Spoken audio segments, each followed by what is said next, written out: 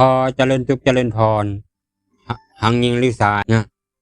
คนฮักด่าเว้าจาบ่ม่วนก็เจ็บน้ำตาให้เจ็บอกเสียใจกินน้ำตาให้เมื่อบ้านหาพ่อหาแม่เนาะอันนี้ก็ฝากไว้หังยิงลิสายเนาะแสวงหาความฮักเก็บนำเรื่องความฮักเขากับจ้องไปแสวงมันเป็นทุกข์ให้เรื่องจะมาภาพได้นามที่ครูเนาะมากล่าวเป็นกระจิตเตือนใจอย่าไปแสวงหามันเป็นทุกข์แก่เฮาเนาะในหลายจะมาเก่าแทนทั้งหลายได้ยินได้ฟังผมกันเลย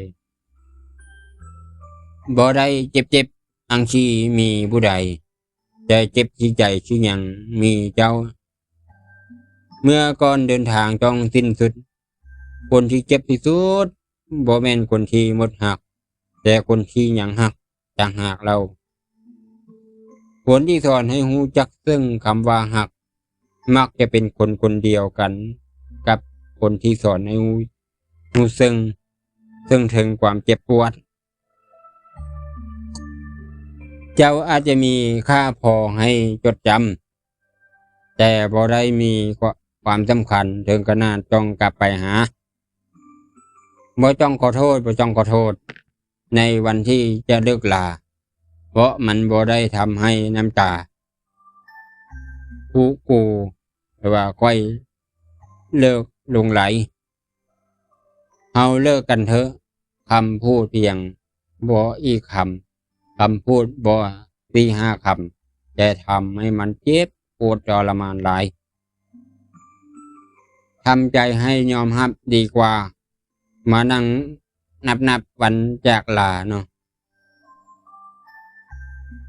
สิ่งที่เฮาจำไว้ได้ดีสุดคือสิ่งที่เฮาอยากลืมมากที่สุดคืออันใด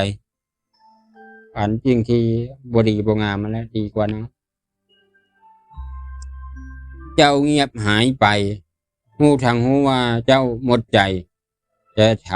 ำอันใดลงไปคิดจึงจะเจ้าเท่านั้นความเจ็บปวดในวันนี้เฮาอาจจะรู้สึกว่ามันเจ็บที่สุดในโลก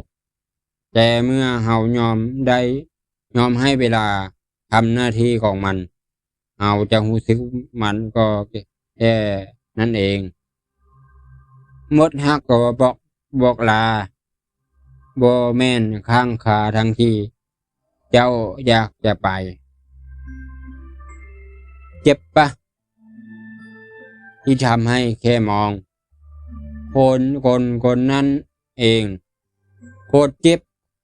บ่เจ็บดอกเห็นเขามีความทุกข์เราก็ดีใจบางครั้งยิ่งเฮาใกล้คิดเขาหลายเท่าใดเขาก็กลับไปยิ่งไกลห่างออกไปเรื่อยเท่านั้น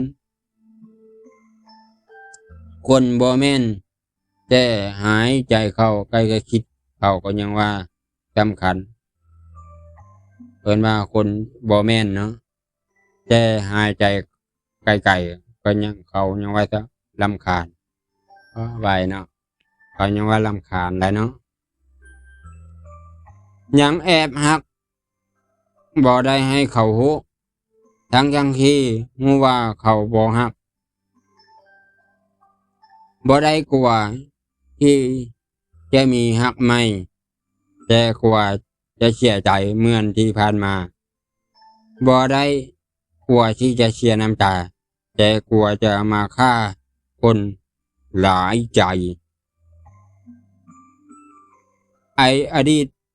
นี่มันเป็นผู้ใดแม่งเรื่องให้ค่อยได้ทุกวัน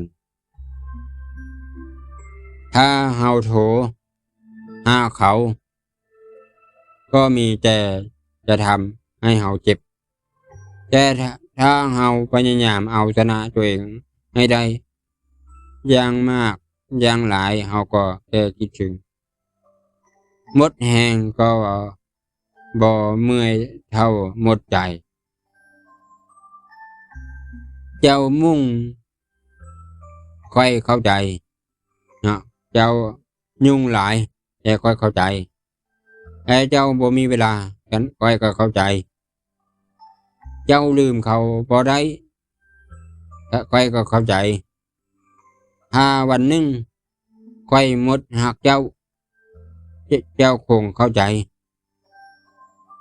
ถ้าบ่เคยคิดจะหยุดกับผู้ใดก็ขอให้คิดหยุดที่ตัวเองเพราะว่าสักวันหนึ่งจะรู้เองว่าตัวเองควรจะหยุดที่ผู้ใด